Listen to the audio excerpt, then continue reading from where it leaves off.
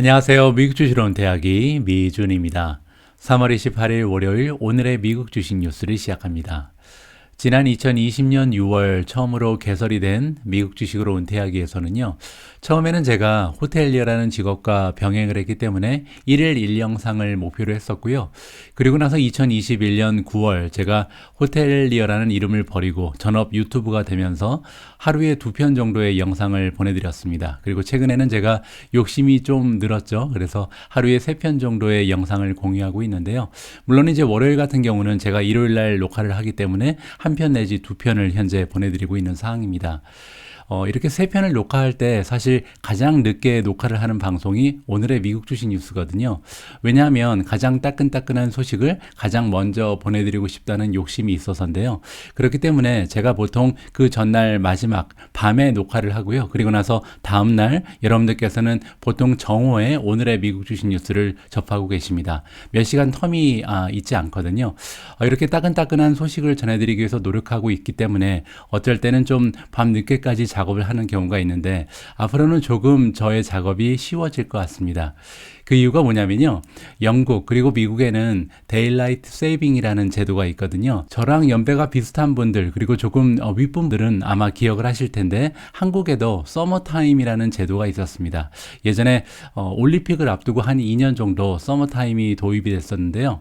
하루에 그 시간을 1시간 앞당기는 거죠. 그래서 11시가 12시가 되고 2시가 3시가 되고 지금 여기 시간이 저녁 8시 반인데요. 사실 어제 같았으면 지금 7시 반밖에 되지 않았었는데 1시간이 빨리 가고 있기 때문에 8시 반이 됐습니다. 그러면서 이제 해가 조금 길어졌는데요. 아직까지도 해가 완전히 지지는 않고 조금은 이제 남아있는 상황이 되고 있습니다. 그래서 어떻게 보면 하루가 조금 더 알차지게 이렇게 좀 편성이 됐거든요. 제 입장에서는 아무래도 1시간이라도 빨리 그래서 조금이라도 덜 피곤할 때 방송 녹화를 하게 되기 때문에요. 지금부터 오늘의 미국 주식 뉴스의 그 품질이 조금씩이라도 나아지지 않을까 기대를 하고 있습니다. 자, 그러면 평소보다 1시간 먼저 녹화를 진행해서 기분이 좋은 오늘 3월 28일 오늘의 미국 주식 뉴스 바로 시작합니다.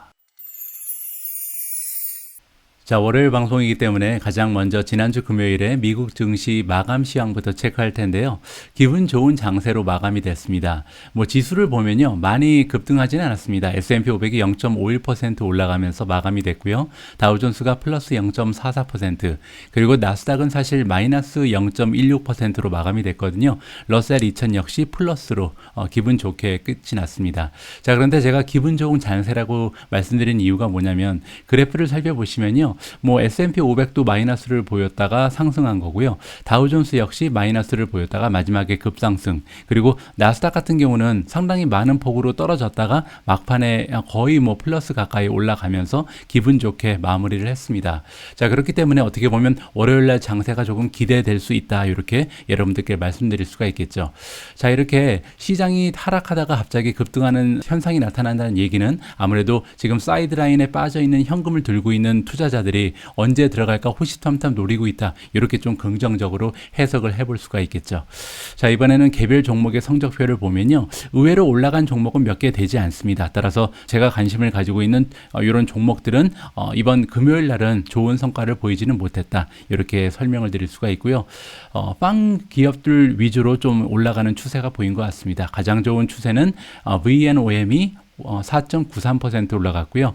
ISRG, 인투이티브 서지칼이 2.06%, TER은 테라다인이죠. 1.1% 올라갔고요. SQM이 1.06%, 메타 플랫폼즈가 1.02%, 디어가 0.98%, 그리고 아마존이 0.69%, 애플이 0.37% 올라갔습니다. 그 밖에도 올라간 종목이 조금 있는데요. 0.1, 0.2 정도 올라간 수준이다. 이렇게 보시면 됩니다. 금요일 시장 지수를 보면 많이 빠진 종목이 없을 거라고 우리가 예상을 해볼 수가 있는데 실제로 뚜껑을 열어보니까요. 개별 종목 중에서는 큰 폭으로 낙하한 종목들이 많이 보입니다. 업스타트가 10% 이상 하락을 했고요. 니오가 9.42%, 그랩이 9.09% 떨어졌습니다. 그 뒤를 이어서 로블록스가 7.32%, EV9가 6.73%, 애쉬 6.13%, C리미티드가 5.84%. 따라서 최근에 좀 반등을 많이 했던 성장주 위주로 떨어졌다. 이렇게 우리가 정리를 해도 무리가 없을 것 같습니다. 다음은 빵 기업들의 주가 흐름인데요. 금요일날 가장 좋은 흐름을 보여줬던 빵 기업은 페이스북, 메타 플랫폼주입니다. 1% 넘게 상승을 했고요. 그 뒤를 이어서 아마존이 0.69%, 애플이 0.37, 구글이 0.15죠. 그리고 네 종목은 마이너스를 보였는데요. 마이크로소프트가 마이너스 0.14, 테슬라가 0.32고요. 넷플릭스 0.5, 엔비디아가 가장 좋지 않았습니다. 1.63% 떨어지면서 마감이 됐다. 이렇게 정리를 해볼까 합니다. 자, 오늘 첫 번째로 함께 읽어볼 기사는요, 오래간만에 차트 관련된 소식을 준비해 봤습니다. 제가 가끔씩 여러분들께 차트 관련된 정보를 공유해 드리는 이유는 우리가 차트를 열심히 공부해서 차트 달인이 돼서 트레이더가 되자 뭐 이러한 의도는 아니고요. 장기적으로 투자를 하더라도 사실 매수 시점, 매도 시점을 알고 있는 것은 중요하고요. 거기에 또 주식 투자를 한다면 가능한 좀 차트 정도는 조금 기본적인 것을 읽을 줄 아는 것이 좋다고 생각을 하거든요. 자, 그래서 재미도 있고요. 여러분들 재미 위주로 이렇게 좀 살펴보시면 좋을 것 같습니다. 자, CNBC 프로의 기사인데요. 이번에 S&P 500의 움직임 그리고 러셀 2000의 움직임을 보면서 주식시장의 미래를 예측하고 있습니다. 자, S&P 500이 임프레시브하다. 굉장히 좀 인상적인 그런 투 윅의 그 썰지를 보여줬다. 그러니까 2주 동안 주가의 흐름이 굉장히 좋았다는 거죠. 그리고 further gain이니까 조금 더 올라갈 가능성까지도 우리가 염두를 해볼 수가 있습니다. 조건이 달랐는데요. 그 조건이 뭐냐면 만약에 스몰 캡, 작은 시가총액의 종목들이 만약에 이번 랠리에 합류를 한다면 아마도 S&P 500의 랠리가 장기간 좀 지속될 가능성이 있다. 이러한 조언을 해주고 있는 전문가는 차트 전문가겠죠. 차트 애널리스트 젠이라는 투자 기관에 일하고 있는 전문가고요. 이분의 이름은 댄 완트로브스키입니다. 자, 이분의 의견을 계속 읽어보겠습니다. S&P 500이 이번 주라고 써 있는데 사실 이 기사가 금요일 기사이기 때문에 우리는 지난주라고 해석을 해야겠죠. 지난주 1% 이상 S&P 500이 상승을 했습니다. 그러면서 2주 동안 지금 6.1%나 급상승을 보이는 것이 S&P 500의 모습인데요. S&P 500이라고 써 있긴 하지만 우리가 미국 증시라고 해석을 해도 되겠죠. 자, 어쨌든 이렇게 미국 증시가 굉장히 좋은 수익을 지금 창출하고 있는데, 자, 그 이유가 뭐냐면 인베스터들이, 우리 같은 투자자들이 확실성을 좀 가지고 있다. 그 얘기는 뭐냐면 우리 주식시장이 가장 싫어하는 것이 불확실성이죠. 그래서 페드의 그 연준의 FOMC 미팅이 나타나기 전까지는 좀 불안한 마음이 굉장히 가득했습니다. 0.25% 정도 금리를 올린다는데 혹시 0.5% 올리는 것은 아닌가. 그리고 뭐 금리를 갑자기 막 0.5%씩 3번, 4번 올리면서 급상승하는 것은 아닌가. 확실한 게 하나도 없잖아요. 그런데 막상 이제 뚜껑을 열고 보니까 0.25% 올리는데 만족을 했고, 그리고 이제 점도표가 발표가 되면서 올해는 한 7번 정도 금리가 상승을 하겠구나. 뭐 이런 식으로 좀 윤곽이 잡히잖아요. 그러면서 불확실성이 없어지면서 아무래도 투자자들이 안도의 한숨을 쉰다. 뭐 이렇게 보시면 될 것 같습니다. 동시에 또 우리 시장에서는 지금 쉐이킹 어프 한다. 쉐이크 이렇게 흔들리는 거거든요. 이렇게 흔들면서 띄어내고 있다. 뭐를 띄어내고 있냐면 근심거리를 지금 제거하고 있다. 어디에 대한 근심이었냐면 우크라이나와 러시아의 전쟁 상황에 대한 근심을 조금씩 줄여나가고 있다. 그렇기 때문에 미국 증시가 좋은 소식을 전하고 있다. 이렇게 정리를 하면 될 것 같습니다. 자, 이번에는 S&P 500이 아니고요. 러셀 2000 인덱스로 옵니다. 러셀 2000에 들어가 있는 작은 시가총액의 그런 종목들을 보니까요. S&P 500에 비해서 지난주에 조금 라그드했다. 이 얘기는 주가의 흐름이 좋지 않았다는 겁니다. 0.3%가 오히려 떨어졌거든요. S&P 500은 플러스를 보였는데 지금 작은 시가총액 기업들은 그만큼 좋은 성적표를 제출하지 못하고 있는 거죠. 그리고 2022년 들어서는 무려 7% 이상 하락을 한 상태입니다. S&P 500은요, 1월 1일부터 지금까지 5% 정도밖에 빠지지 않았거든요. 물론 이제 이거보다 훨씬 많이 빠졌다가 지금 급상승하면서 많이 따라잡았죠. 근데 아직까지 러셀 2000은 7% 이상 떨어졌다. 이렇게 보시면 되고, 자, 지금부터 테크니컬한 이야기가 나옵니다. 주가 차트 얘기가 나온다는 얘기죠. 자, 러셀이 지금 트레이드가 되고 있는데 200일 그 이동평균선이라는 게 있잖아요. 이 이하에서 지금 왔다 갔다 하고 있다. 요 점이 지금 첫 번째고요. 그리고 이제 200일 이평선이라는 것은 키 롱텀 테크니컬 레벨이다. 그래서 굉장히 중요한 장기적인 하나의 테크니컬한 레벨이다라고 얘기를 하고 있잖아요. 누가 관심을 많이 가지고 있냐면 트레이더들이. 따라서 이 이평선을 가지고 트레이더들이 매수를 할 건지 매도할 건지 많이 결정을 하기 때문에 단기적으로 봐서는 주가가 여기에 맞춰서 굉장히 변동이 된다. 이렇게 우리가 우리가 이해를 해볼 수가 있겠죠.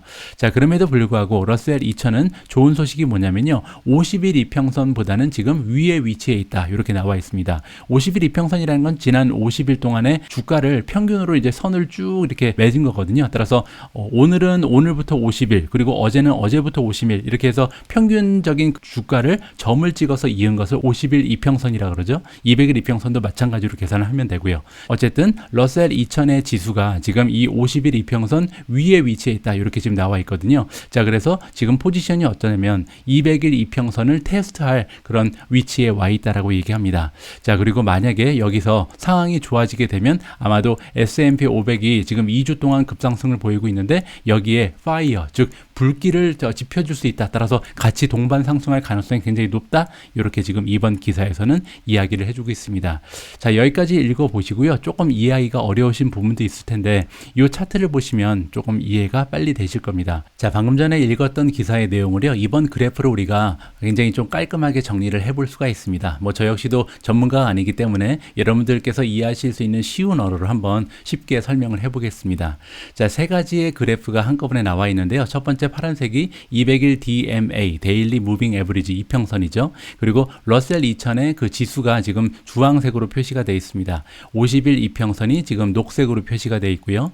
자, 그런데 우리가 이제 러셀 2000의 그 주가를 쭉 따라가다 보면요. 굉장히 재미있는 현상을 발견할 수가 있는데, 자, 이 부분을 한번 보시죠. 중간 부분에 보시면 주황색의 그 주가, 러셀 2000의 주가가 떨어지다가 반등하고 떨어지다 반등하고 떨어지다 반등하고를 계속 반복하고 있습니다. 자, 여기에 이 선을 맞춰서 계속해서 떨어지지 못하고 계속해서 반등하잖아요. 이러한 선을 우리가 지지선이라고 부르거든요. 따라서 주가가 더 이상 떨어지지 못하게 지지의 역할을 해준다. 이렇게 보시면 됩니다. 그래서 200일 이평선이 지지선 역할을 하면서 러셀 2000의 주가 하락을 막아주고 있었죠. 자, 그래서 결국 뚫고 올라간 적이 있었습니다. 그런데 이러다가 이제 다시 하향 곡선을 그렸는데 너무나 빨리 떨어지는 나머지 그냥 쭉쭉 떨어지다가 200일 이평선을 뚫고 내려와 버렸어요. 그런데 한번 이렇게 떨어져 버리면요. 다시 뚫고 올라가기가 어렵습니다. 그래서 이평선을 위에 두고 올라가다가 막히고 올라가다가 막히고 그러다가 결국은 쭉 미끄러 떨어지잖아요. 자, 이렇게 올라가다 막히는 선이 원래는 이제 지지선이었는데 지지선이 저항선으로 바뀐 거죠. 그래서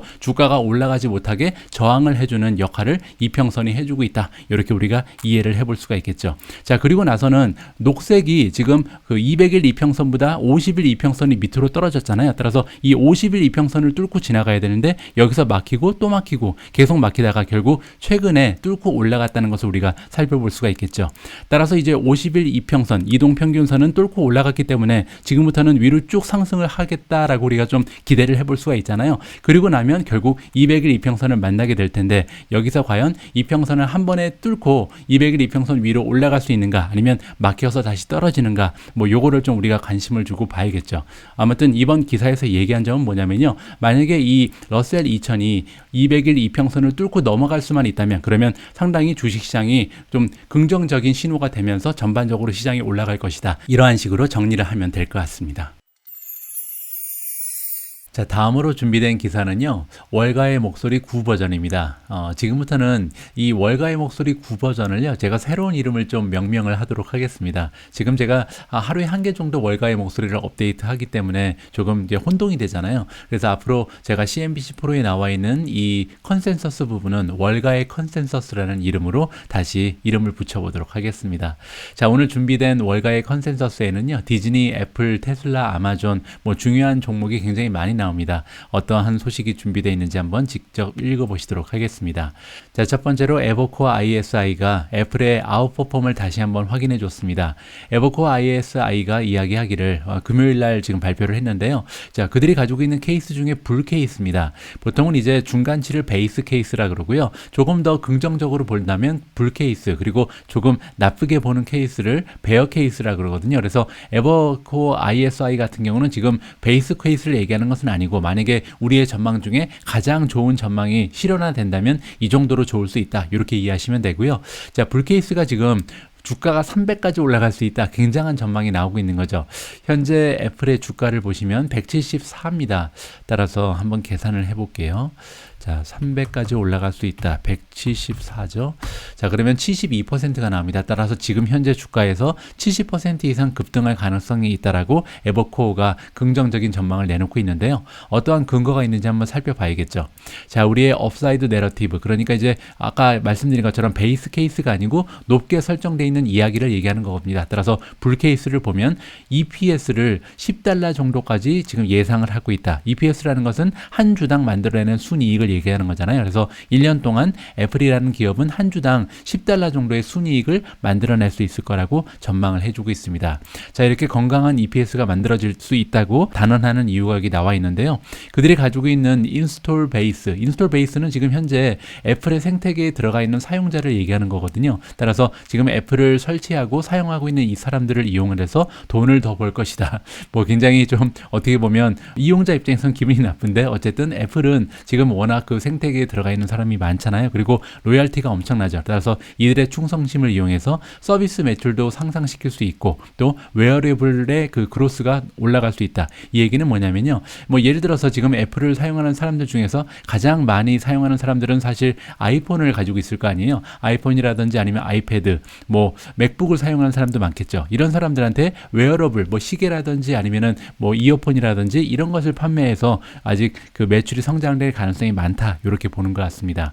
거기에다가 GM도 지금 확장할 것이다. GM은 그로스 마진이잖아요. 자, 그로스 마진이 확장되는 것은 당연하죠. 왜냐하면 서비스 매출이 올라갈 수만 있다면 하드웨어에 비해서 서비스 매출은 아무래도 그 마진이 높을 수밖에 없다. 따라서 그로스 마진 역시 증가할 가능성이 높다 그런 거죠. 자, 그리고 애플 같은 경우는 계속해서 바이백을 많이 할 가능성이 높습니다. 이 부분 역시 EPS가 지속적으로 성장할 수 있는 하나의 역할을 할 수가 있는 거고요. 왜냐하면 EPS라는 것은 한 주당 만들어내는 어닝이라고 말씀드렸잖아요. 바이백을 한다는 것은 그 주식의 개수가 줄기 때문에 아무래도 EPS가 올라갈 수밖에 없죠. 순이익이 가만히 있어도 만약에 분모에 들어가 있는 주식의 개수가 줄어든다면 계속해서 EPS는 향상한다. 따라서 바이백 역시 EPS의 성장을 이끄는 하나의 동력이 된다고 파악하면 됩니다. 자, 그리고 뉴 프로덕트가 계속해서 나올 것이고 새로운 상품을 개발할 거고, 그리고 여기 보면요. Limited Contribution from iPhone입니다. 아이폰에서 기여되는 매출이 좀 제한적으로 바뀔 것이다. 이 부분은 무슨 얘기냐면 아이폰이 잘 팔리지 않을 거란 얘기가 아니고요. 아이폰이 건재하더라도 다른 부분에서 매출이 늘게 된다면 아무래도 아이폰이 기여하는 매출의 그 퍼센티지가 줄어들게 되겠죠. 자, 지금 같은 경우는요. 애플 같은 경우 많을 때는 그 아이폰이 전체 매출의 60%를 담당하고 있거든요. 따라서 지금보다는 조금 아이폰의 매출 비중이 줄어드는 게 더 유리하다. 이렇게 지금 얘기를 하고 있는 거죠. 자, 이러한 조건들이 다 만족이 되면서 아무래도 주가가 300까지 올라갈 가능성이 있고, 거기에 대해 지금 우리가 그 계산 이력이 나와 있는데요. 피스칼 이어 2026년, 피스칼 이어가 2026년이면 애플 같은 경우는 한 해를 앞서 나가기 때문에 한 앞으로 3년 내에 EPS가 $10까지 올라갈 가능성이 있다. 이렇게 지금 전망을 하는 것으로 나와 있습니다. 자, 그러면 여기서 $10까지 올라간다는 게 무슨 얘기인지 좀 감이 안 잡히잖아요. 시킹 알파에 들어가서 우리가 한번 살펴보면 좋을 것 같습니다. 자, 이번에는 우리가 시킹 알파로 옮겨와서요. 1년에 EPS를 $10 정도 만들어낸다는 것이 어떤 의미가 있는지 한번 파악을 해보도록 하겠습니다.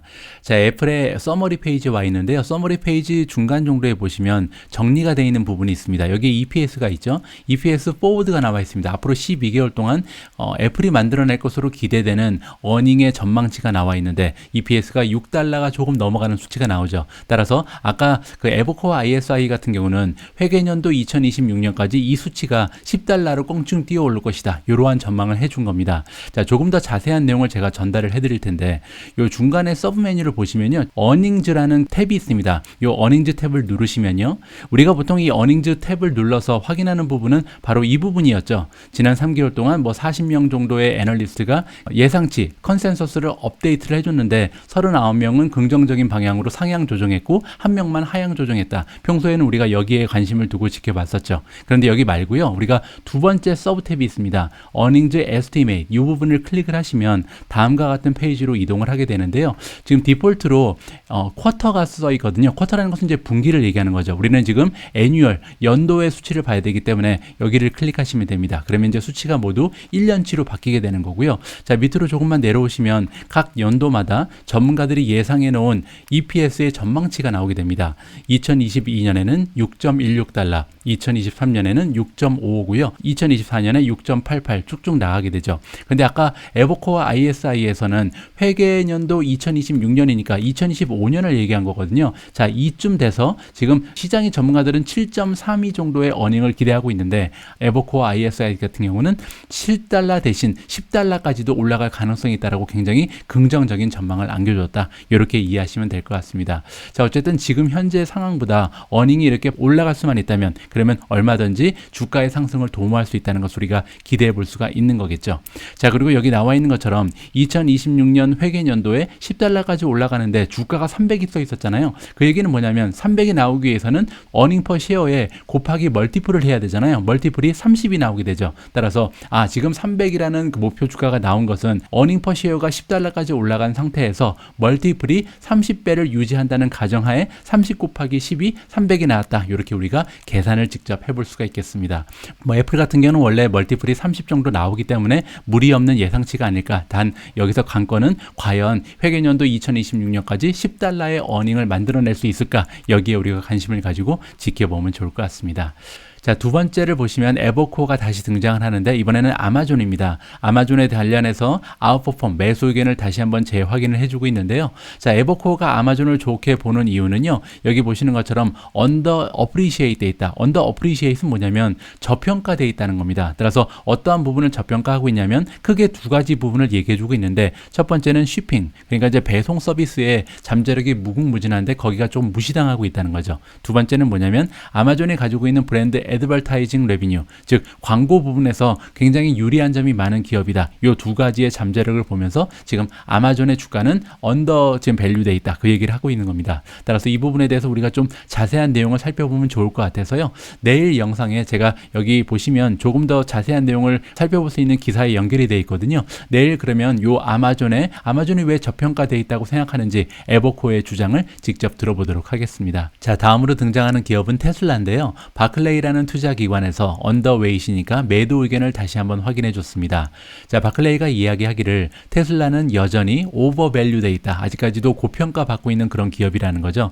자, 조금 더 살펴보시면요. 자, 우리는 계속해서 의심을 가지고 있다. 어떠한 부분에 의문이 드냐면 트릴리언 달러 밸류에이션, 지금 1조 달러를 넘어가는 시가총액을 가지고 있는 종목이 바로 테슬라잖아요. 이 밸류에이션에 의구심이 든다는 거죠. 자, 그럼에도 불구하고 긍정적인 얘기도 해주고 있는데요. 지금 현재 전기차를 만들어낼 수 있는 그 캐파, 그리고 칩 서플라이, 즉 반도체 부족 현상이 일어나는 상황에서 굉장히 슬기롭게 대처를 잘 해서 이 반도체를 잘 공급받고 있는 이러한 상황은 굉장히 긍정적으로 보는 것 같습니다. 그렇기 때문에 다가오는 어닝에서 딜리버리 수, 즉 판매 대수, 그리고 EPS는 아마 예상치를 넘어설 것이다. 그럼에도 불구하고 너무 비싸서 아직까지는 매도다. 이렇게 지금 정리를 하면 될 것 같습니다. 자, 다음은 UBS라는 투자 기관이 등장을 하는데요. 메타 플랫폼주에 관련해서 매수 의견을 다시 한번 확인해 주고 있습니다.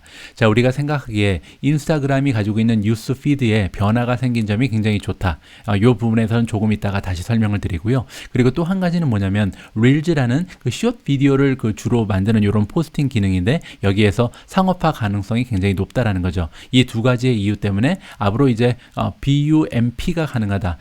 Boost Up My Post의 약자입니다. 페이스북 가서 나의 포스트를 좀 이렇게 부스트하기 위해서 사용하는 그런 어떻게 보면 슬랭이라고 보시면 되고요. 자, 그 얘기가 뭐냐면 지금 플랫폼에 사람들이 사용하는 시간, 요 시간을 굉장히 좀 부스트 해줄 수 있다. 이렇게 보시면 될 것 같습니다. 두 가지의 변화에 의해서 말이죠. 그렇게 되면 앞으로 좀 스케일 있는 상업화가 가능할 것이다. 점점 더 많은 사람들이 여기에서 돈을 쓰게끔 유도할 가능성이 높다. 이렇게 지금 정리를 하면 좋을 것 같습니다. 다음은 제프리즈고요. 아니스트 컴퍼니를 다운그레이드 했다. 아니스트 컴퍼니가 더 이상 정직하지 않았던 모양입니다. 자, 모간 스탠리에서는요. 조비라는 기업이 있는데 조비 에비에이션 얘기하는 거죠. 이번에 오버웨이트 매수 의견을 다시 한번 확인을 해줬고요.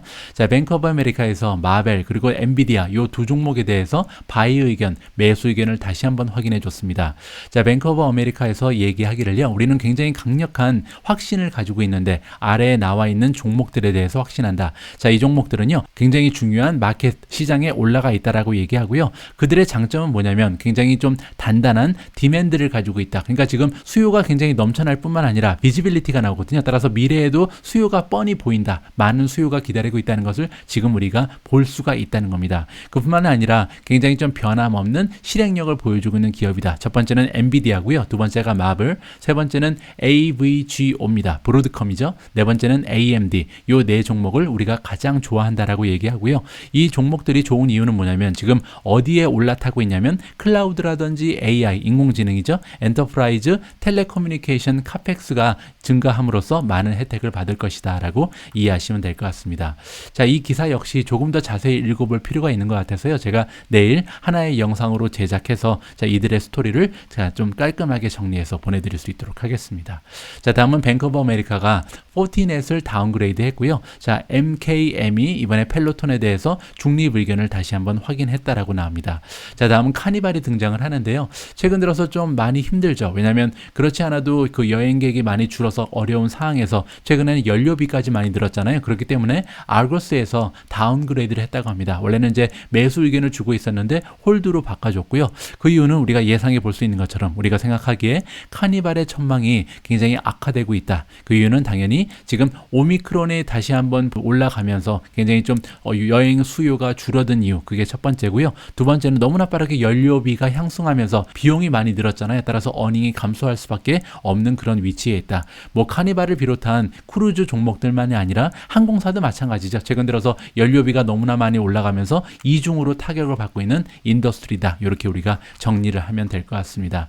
자, 다음은 디즈니가 등장을 하는데요. 웰스파고에서 매수 의견을 다시 한번 확인해 주고 있고요. 자, 웰스파고가 얘기하기를 디즈니가 가지고 있는 팍 비즈니스 있잖아요. 그러니까 그 디지털 비즈니스 말고 그 공원 비즈니스, 놀이동산 비즈니스가 굉장히 좋아 보인다라고 얘기합니다. 그러면서 지금 현재 나와 있는 컨센서스보다 오히려 좋은 매출 그리고 마진을 보여줄 가능성이 높다. 왜냐하면 그들이 지금 그 서베이를 좀 진행했던 것 같습니다. 그러니까 디즈니랑 비슷한 파크 비즈니스를 가지고 있는 다른 업체들을 보니까 지금 매출도 그렇고 마진도 그렇고 좋은 추세를 보여주고 있다. 따라서 디즈니도 기대를 해볼 만하다. 이렇게 정리가 가능합니다. 자, 바로 앞에 기사에서 메타 플랫폼즈가 가지고 있는 인스타그램의 피드가 변화가 있을 것이다. 뭐 이러한 기사를 우리가 살펴봤잖아요. 그 내용을 한번 보도록 하겠습니다. 이번 기사에 따르면 메타 플랫폼즈가 가지고 있는 두 가지의 변화에 대한 기사가 발견이 됐습니다. 첫 번째는 데이터 센터에 관련되고요. 두 번째는 인스타그램의 피드의 옵션에 관련됐다. 이렇게 보시면 됩니다.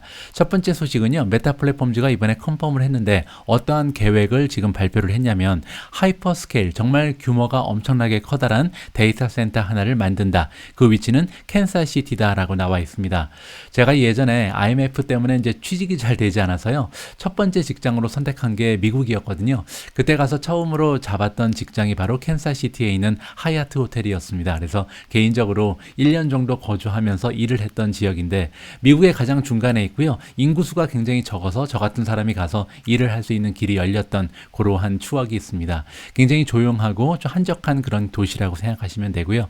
자, 어쨌든 이 메타버스가 캔사시티에 무려 8억 달러 정도를 투여해서 엄청나게 커다란 데이터 센터를 짓는다. 이렇게 보시면 될 것 같고요. 규모가 나와 있는데 1 밀리언 스퀘어핏이다. 굉장히 좀 커다란 규모죠. 자, 메타는 지금까지 15개의 데이터 센터를 미국에 갖고 있었는데 16번째 데이터 센터가 될 것 같고요.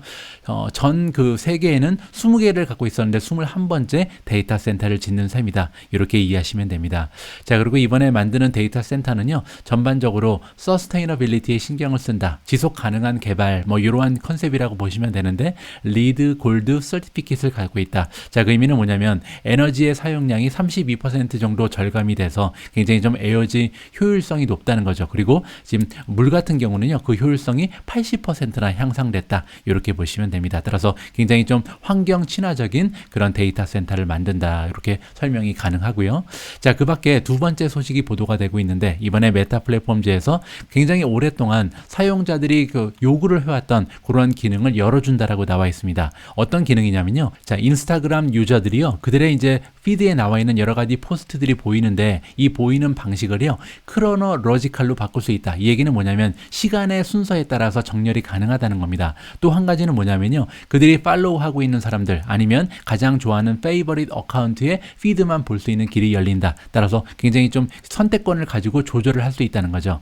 자, 메타 플랫폼즈가 얘기하기를요. 여러분들의 인스타그램의 피드는 지금 현재 믹스가 돼 있다. 뭐랑 뭐가 믹스가 돼 있냐면 첫 번째는 여러분들이 팔로우하고 있는 사람들이 올린 사진과 비디오가 첫 번째고요. 또 한 부분은 우리가 지금 서제스팅 하는 것, 따라서 메타 플랫폼즈가 밀고 있는, 그러니까 적당한 포스트가 동시에 뜬다는 거죠. 그런데 시간이 가면 앞으로는 어떠하게 운영을 할 생각이냐면 메타 플랫폼즈가 점점 더 많은 레코멘데이션을 피드에다가 올릴 거다. 이렇게 지금 얘기하고 있거든요. 그 얘기가 뭐냐면 예전에는 그 페이스북도 그렇고 인스타그램도 그렇고 나와 친한 사람들, 나의 주위에 있는 친구라든지 가족이라든지 친척, 이런 사람들이 올린 피드가 주를 차지했었는데 이제 그러한 구조를 깨고요. 나랑 전혀 관계가 없지만 같은 관심을 갖거나 같은 그 취미생활 등을 하고 있는 그런 사람들의 피드가 보일 수 있게 한다는 거죠. 그러면서 이제 메타 플랫폼즈가 가지고 있는 그 플랫폼의 가치를 늘리겠다. 이러한 지금 야심찬 계획을 갖고 있는 것으로 보여집니다. 자, 그런데 사람들에 따라서는 내가 모르는 사람들의 피드가 뜨는 것이 싫을 사람도 있잖아요. 따라서 그런 사람들을 위해서는 페이버릿이라든지 팔로잉 이러한 기능을 열어줌으로 해서 자기가 원하는 사람들의 포스팅만 볼 수 있는 길도 열어주겠다. 이렇게 정리를 하면 될 것 같습니다.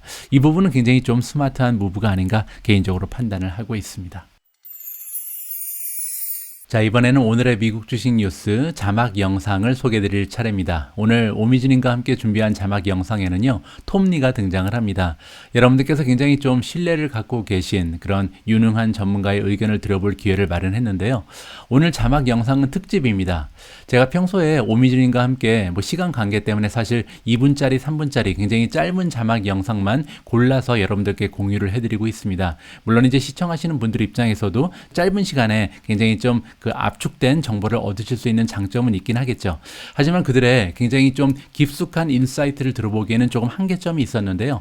오늘은 무려 7분이 넘어가는 자막 영상을 준비를 했습니다. 그러면서 이 톰리라는 전문가가 가지고 있는 인사이트를 제대로 좀 느껴볼 수 있는 기회가 만들어졌거든요. 따라서 이번 영상을 보시면 아, 정말 톰리라는 사람이 유명할 수밖에 없구나. 정말 엄청난 인사이트를 가지고 있고 이분의 의견이 맞건 틀리건 간에 논리의 구조가요, 굉장하다는 것을 여러분들께서 직접 파악을 해보실 수가 있을 것 같습니다. 자, 오늘 영상에서 톰리는 역시 긍정적인 이야기를 해줍니다. 2022년 주가의 흐름은 굉장히 좋은 방향으로 흘러갈 것이다. 과연 톰리라는 전문가는 어떠한 그 투자의 논리를 가지고 2020년 상승장을 예고하는지 직접 그의 목소리를 통해서 들어보시면 좋을 것 같습니다. 자, 새로운 한 주를 시작하는 월요일날 보내드리는 오늘의 미국 주식 뉴스 여기까지입니다. 오늘도 끝까지 이 방송 함께 해주신 모든 분들께 감사의 말씀을 드리고요. 잠시 후 저녁 8시에 또 하나의 방송이 준비되어 있는데요. 여러분들께서 많이 투자하고 계신 엔비디아에 관련된 영상을 준비했습니다. 굉장히 중요한 정보가 많이 들어가 있으니까요. 엔비디아 투자하시는 분들의 많은 시청을 부탁드립니다. 우리 모두가 미국 주식 투자로 은퇴하는 그날까지 다 함께 화이팅입니다. 행복한 하루 되세요. 감사합니다.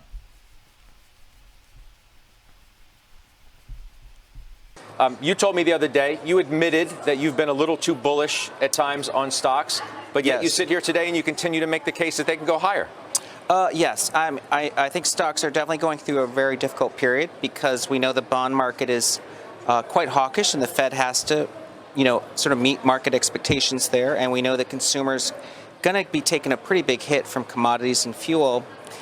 But if we avoid recession, which is our belief, then stocks have discounted more than a recession. Because when we look at investor positioning institutionally, they have more cash than they did in 2009. Consumer confidence is as low as it was in 2009. And then if you look at retail sentiment, it's as bad as 2009. So people are pricing in, I think, a calamitous scenario, and that's when stocks can start to rally. I mean, isn't it just a matter of time, though, before earnings slow, before the consumers start spending less? I mean, how can all of this not transpire in the kind of backdrop that we have? Extremely high inflation, a hawkish Fed, et cetera, et cetera, et cetera. Yeah, it's a great question, and we won't know for a few months. That's, I think, what stocks are going to sort of be worried about. But isn't that the base case? Isn't that the base case, that earnings are going to slow, the consumer is going to slow, the economy is going to slow, by the very nature of what the Fed is going to do? That's exactly right. But that's also why 40% of stocks are in a bear market. So I think the market has now said over half of the S&P should be derated by 20%. And we know that consumer balance sheets are in great shape. Goldman had a great report showing that even in the bottom two quintiles of income, they have 12% excess savings right now. And if consumer debt levels, which are really low, means you may not see a contraction even though prices are high. So we could see a positive surprise coming out of the consumer. And war times are generally good for economic growth. So I actually think we could have some positive surprise in the second half. So I think if, as much as people worry about things getting bad, things could actually get better. Let's talk about this current rally that we've experienced today, notwithstanding. What's it about? Are these real buyers? Is it reliable? Is it simply short covering? Bear market bounce? What is it? To me, if I guess, it feels like position squaring. I think people got bearish, went to cash, and then they realized things are so bad that you have to be somewhat re-risked. I don't think there's a lot of conviction. I think today's an example of that. But we can see leadership, too. I mean, basic materials is a structural long. And then I think we're seeing, as you guys were talking about, some pretty good relative performance of things like FANG. So I think FANG is going to be one of the groups that people realize doesn't get hurt by higher prices, and the multiples have come in, and the second half they're going to be, I think, really strong stocks. I mean, if you talk about, changing positioning, that has a connotation with it that it's a longer lasting potential move. This is not simply short covering. It's literally people changing positions because they got too bearish. That's right. In fact, Ryan Detrick actually has some great stats. This looks a lot like the position squaring that took place on April 2020 and 2009. So in a way, people got into a deep recession position. They need to re-risk, but then there's better resilience, and then suddenly people want to buy stocks again. I don't know if we're at that point. It might take a couple months, but I think stocks are definitely surprising to the upside. I think one of the principal parts of your narrative is that inflation, as bad as it has been and as bad as it remains, could be rolling over. And you look at a freight index. I want you to explain why that's important to you and why you flagged that as a principal thing you're looking at. Yeah, and it's a little complicated, but the inflation that we saw last year was due to supply chain glitches. So let's say that was the event was movement of goods, and Cass Freight Index is a measure of that because it skyrocketed. Well, that's rolled over so sharply, it's now a negative year over year. And historically, that leads CPI by 6 months. So I think the goods inflation that we had hitting us last year is now diminishing.